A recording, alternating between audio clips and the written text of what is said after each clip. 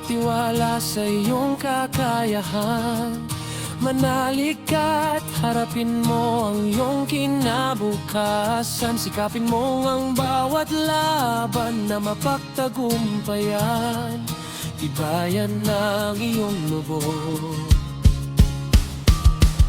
Mangarap ka't magtiwala sa iyong kakayahan.